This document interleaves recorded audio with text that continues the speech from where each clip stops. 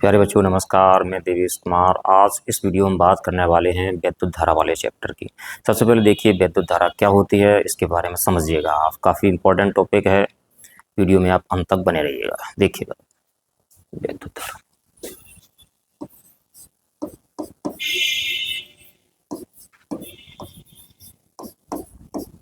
वैद्युत धारा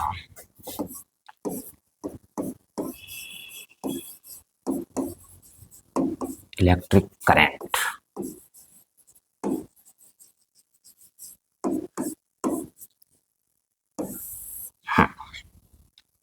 सबसे पहले आप समझिएगा धारा क्या होती है। अगर जल बहने लगे अचानक काफ़ी तेजी से तो क्या कहलाती है? जलधारा कहलाती है। अगर दूध बहने लगे तो क्या कहलाएगा? दुग्ध धारा कहलाएगी। तो इसी प्रकार रक्त बहने लगे तो क्या कहलाती है? रक्त धारा कहलाती है। इसी प्रकार अगर आवेश बहने लगता है तो धारा क्या कहलाती है? विद्युत धारा कहलाती है। आपने पिछली कक्षाओं में पढ़ा है, 10th में पढ़ा है कि आवेश के प्रवाह की दर को हम क्या कहते हैं? विद्युत धारा कहते हैं। आवेश की प्रवाह की दर को हम क्या कहते हैं? विद्युत धारा कहते हैं। चलो देखते हैं इसको।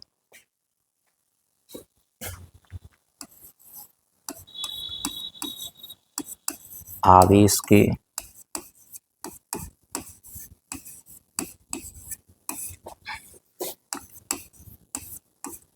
प्रवाह की दर को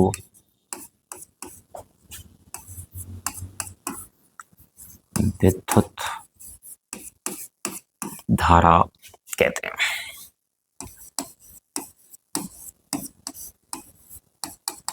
इसे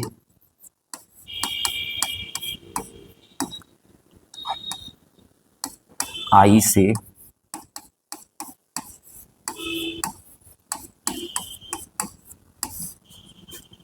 प्रदर्शित करते हैं। अब मैं मान लेता हूं जैसे हमारे पास एक ये चालक तार है जिसमें t सेकंड में q आवेश प्रवाहित होता है। कितने सेकंड में? t सेकंड में q आवेश प्रवाहित होता है। तो अब लिखेंगे माना कोई चालक तार या माना कोई परिपथ जिसमें t सेकंड में प्रवाहित आवेश हमारे पास कितना है? स्मॉल q है। तब विद्युत धारा I बराबर क्या हो जाएगा? q अपॉन t हो जाएगा। लिखते हैं माना किसी चालक में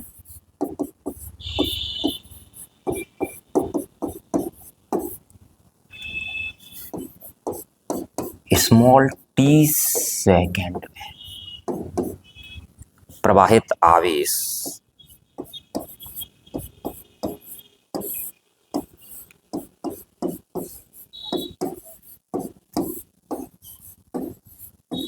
q है। तब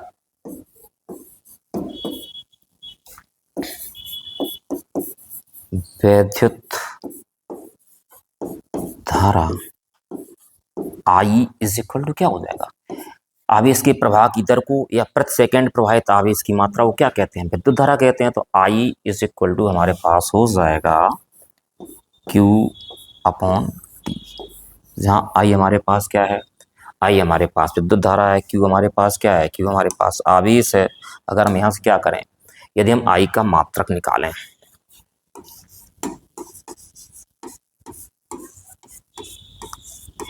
I का मात्रक बराबर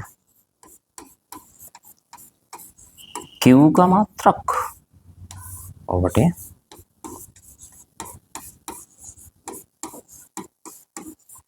T का मात्रक। Q हमारे पास क्या होता है?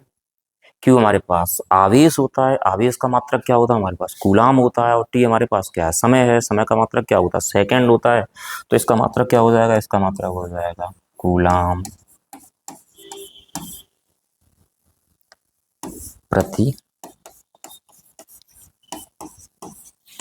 सेकंड या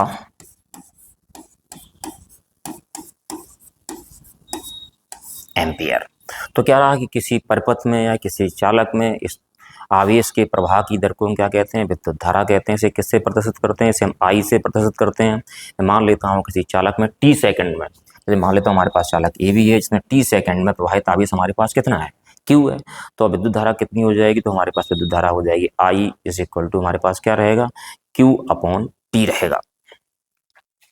Q अपॉन टी रहेगा तो आई का मात्रक क्या होता है, क्यू का मात्रक अपॉन किसका, टी का मात्रक। क्यू का मात्रक हमारे पास क्या, कूलाम है, और टी का मात्रक हमारे पास क्या, सेकंड है, कूलाम प्रति सेकंड या एम्पियर। अब आप सोचेंगे कि मतलब यहाँ से आवेश प्रवाहित क्यों होता है। आवेश प्रवाहित होता क्या कि इनके विभवांतरिक कारण आवेश प्रवाहित होता है। जैसे पे विभव V1 है, यहाँ पे विभव हमारे पास कितना है, V2 है। अगर इन दोनों के बीच में विभवों में अंतर होगा तो आवेश प्रवाहित होगा। क्यों, अगर अंतर नहीं होगा तो आवेश प्रवाहित नहीं होगा। देखते हैं इसका विमीय सूत्र क्या होता है। Equal to I is equal to हमारे पास क्या है, क्यू अपॉन टी है। अगर हम आई का विमीय सूत्र निकालें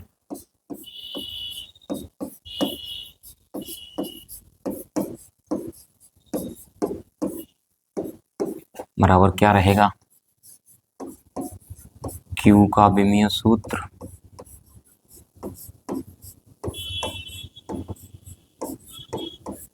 बटे टी का विमीय सूत्र। क्यू हमारे पास क्या होता है, क्यू हमारे पास आवेश होता है। जो आवेश का विमीय सूत्र क्या होता है हमारे पास, AT होता है। और जो समय है, समय का विमीय सूत्र हमारे पास कितना, टी है। टी से टी कट जाएगा तो हमारे पास क्या बचेगा, ए बचेगा। नहीं तो आपको पता है कि जो विद्युत धारा है वो कैसी राशि है, मूल राशि है। मूल राशि है तो इसका मात्रक क्या होता है, एम्पियर होता है। एम्पियर का आपको विमीय सूत्र शुरुआत में बताया गया 11th में, क्या होता है, ए होता है। और ये राशि कैसी होती है,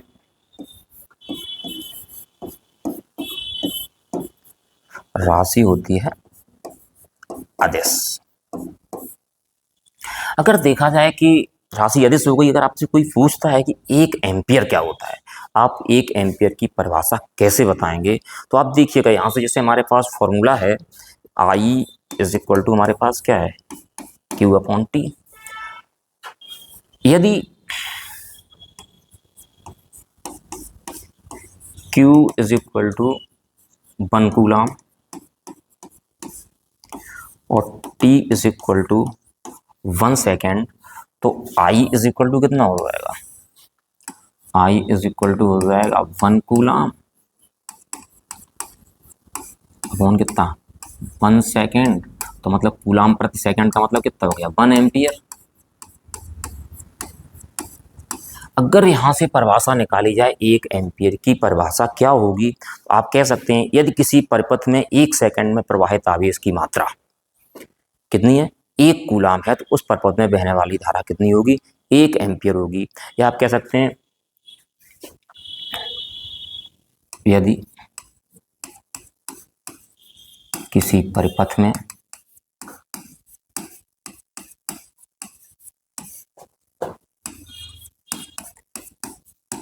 1 सेकंड में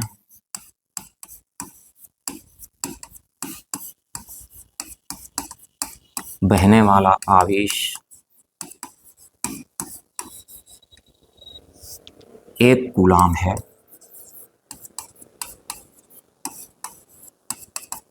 तो उस परिपथ में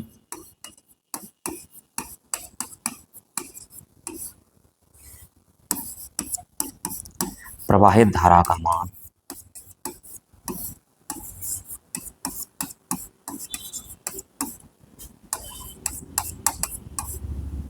1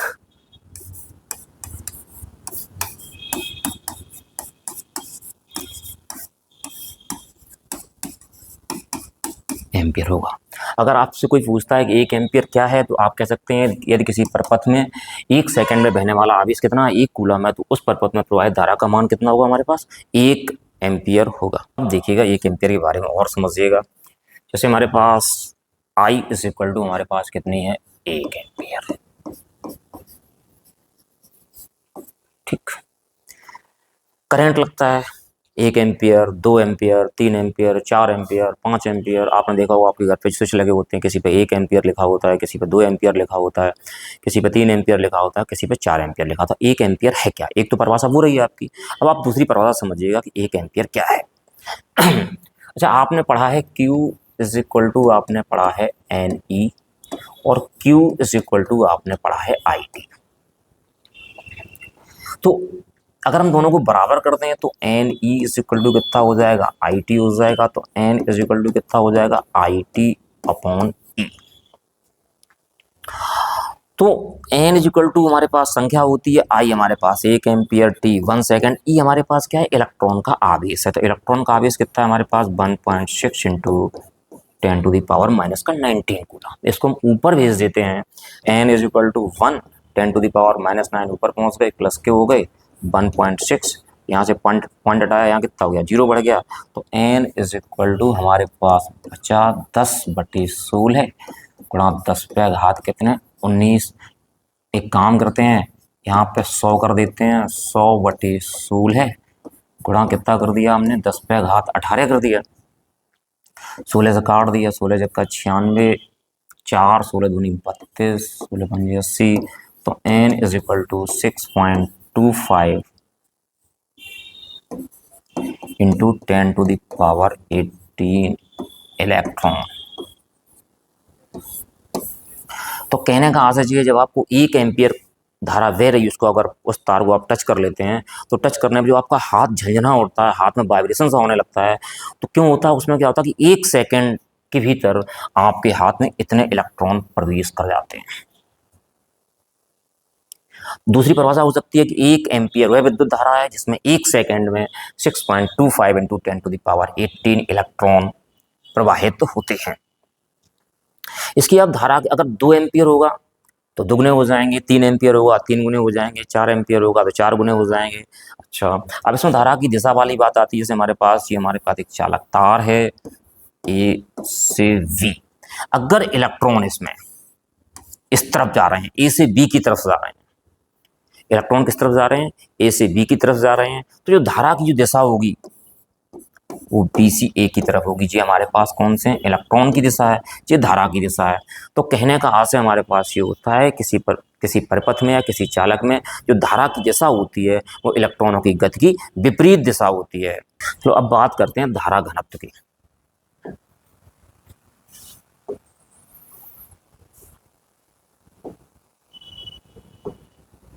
धारा घनत्व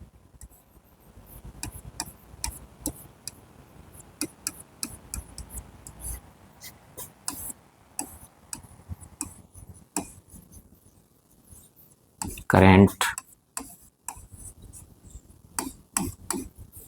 डेंसिटी।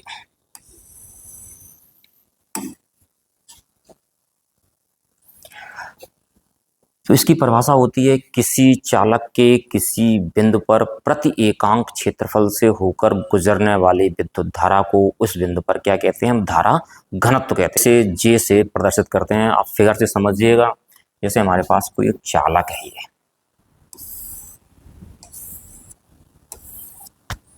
कि किसी बिंदु पर मैं मान लेता हूं जी हमारे पास एक पॉइंट है, एकांक क्षेत्रफल, एकांक क्षेत्रफल का मतलब 1 centimetre square, 1 metre square, 1 kilometre square, 1 millimetre square, 1 decimetre square से होकर गुजरने वाली अविलंबवत धारा प्रति एकांक क्षेत्रफल से। मान लेता हूं ये हमारे पास क्षेत्रफल ए है, इसकी अविलंबित धारा कौन सी गुजर रही है, आई गुजर रही है। तो परिभाषा क्या रही, किसी चालक के किसी बिंदु पर प्रति एकांक क्षेत्रफल से होकर गुजरने वाली विद्युत धारा को उस बिंदु पर क्या कहते हैं, धारा घनत्व कहते हैं। किसी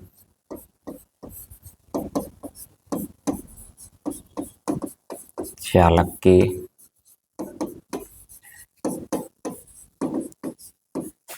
किसी बिंदु पर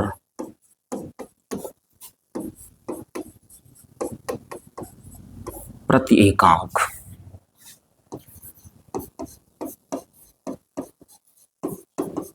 क्षेत्रफल से होकर अविलंबवत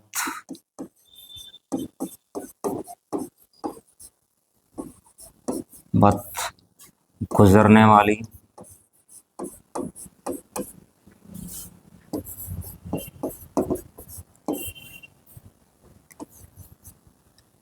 विद्युत धारा को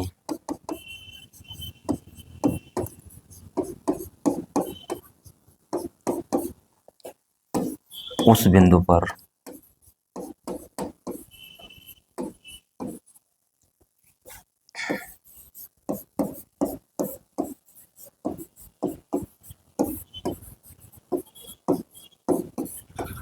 धारा घनत्व कहते हैं। अभी मान लेता हूँ यहाँ पे जो एरिया हमारे पास कितना ए है, इससे गुजरने वाली धारा अविलंबित धारा कितनी गुजर रही है, आई गुजर रही है। और इसे किससे प्रदर्शित करते हैं, इसे जे से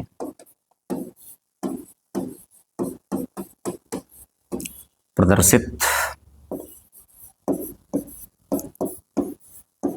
करते हैं। माना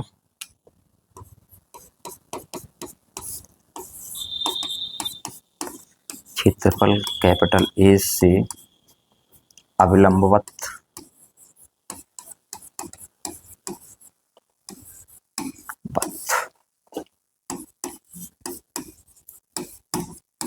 गुजरने वाली धारा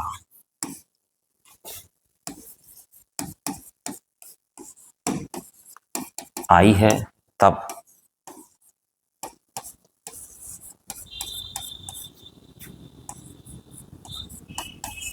धारा घनत्व J is equal to I upon A. अब देखिएगा J का मात्रक क्या होता है, J का विमीय सूत्र क्या होता है और ये राशि कैसी होती है। अब हम देखते हैं J का मात्रक।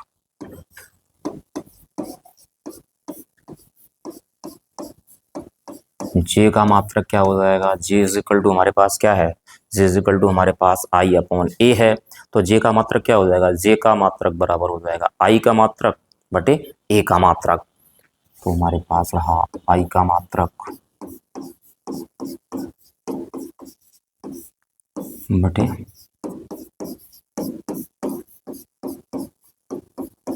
ए का मात्रक। आई का मात्रक क्या होता है, धारा का मात्रक होता है एम्पियर, और ए का मात्रक ये हमारे पास क्या है, क्षेत्रफल है, और क्षेत्रफल का मात्रक होता है हमारे पास मीटर स्क्वायर। तो ये इसका मात्रक रहा। अब हम देखते हैं J मतलब धारा घनत्व। तो J का विमीय सूत्र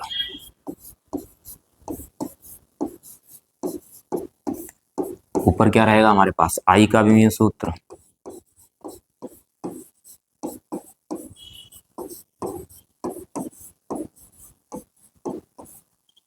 अपॉन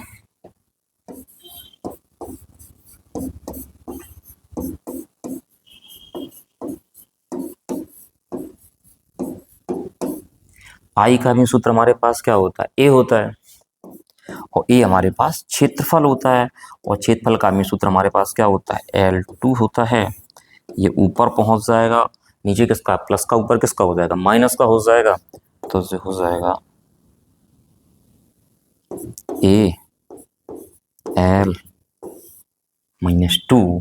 तो ये रहा J का विमीय सूत्र। और ये राशि कैसी होती है, राशि होती है ये सदिश।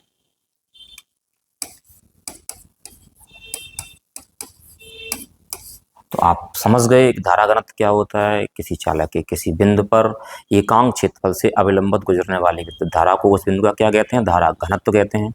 इसे J से प्रदर्शित करते हैं। माना क्षेत्रफल ए से गुजरने वाली धारा हमारे पास कितनी है, आई है, तो J इक्वल टू कितना हो जाएगा, आई अपॉन ए। J का मात्रक निकाल दिया हमने, आई का मात्रक बटे ए का मात्रक क्या रहा, आई का मात्रक एम्पियर और ए का मात्रक मीटर स्क्वायर, तो क्या रहा, एम्पियर प्रति मीटर स्क्वायर। अगर हम J का विमीय सूत्र देखते हैं तो J का विमीय सूत्र क्या रहेगा, आई का विमीय सूत्र बटे ए का विमीय सूत्र। आई का विमीय सूत्र हमारे पास कितना, ए है, और ए का कितना, L2, तो ए एल -2। और राशि कैसी होती है, सदिश है। उम्मीद है कि आप लोगों को ये टॉपिक समझ में आ गए होंगे। यदि ये टॉपिक आपकी समझ में आ गए हों तो आप चैनल को सब्सक्राइब कर दें, वीडियो को लाइक कर दें और साथियों के साथ शेयर कर दें। धन्यवाद।